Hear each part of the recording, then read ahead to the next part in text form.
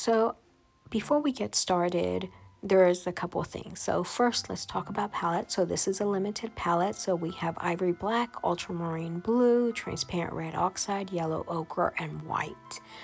I do add a little bit more pink later on, and we'll talk about that when we get there. But the other thing I wanted to talk about was the angle of the cup. I made the mistake. The camera is sitting much lower than where I am, so I can see the inside of the cup, whereas you can only see the outside. Now, I'll be adding the picture of the outside to the attachments so that you can use that if you want to paint along. Then that way you can see closer to what I'm seeing. The other thing is that we later on, I want to show you the difference between painting brand new silver versus painting tarnished silver. So when we think of reflective surfaces, we normally think of metals or glass or plastic, anything that's very, very shiny, right?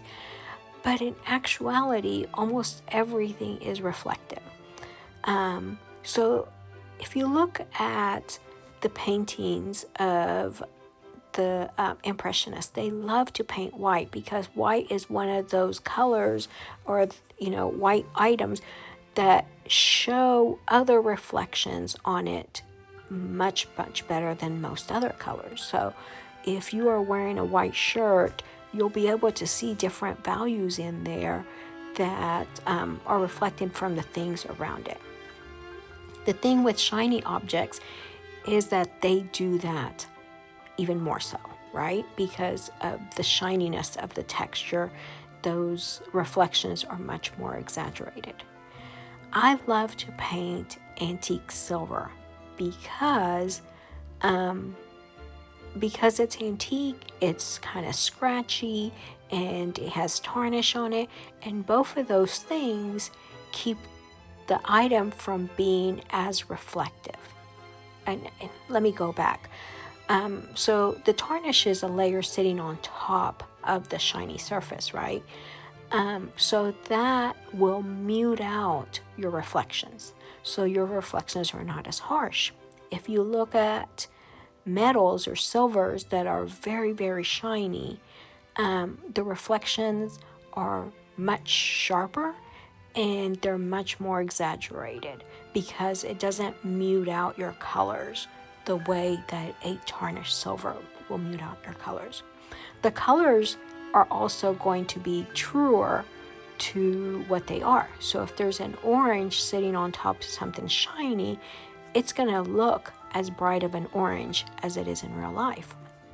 Or, as it is sitting in front of it, I should say. So that color will be more accurate. Whereas if I have an orange sitting next to a tarnished cup, that orange is not just going to be more muted, but the colors on the reflective surface are not going to be as sharp. So your reflective surface, you're not, I said before, you're not just painting the object, you're painting all the colors that are bouncing on it from the objects around it, from the lights around it. And so if you're painting, the other thing I like about painting the tarnished or antique silver is because your colors are going to be more warm.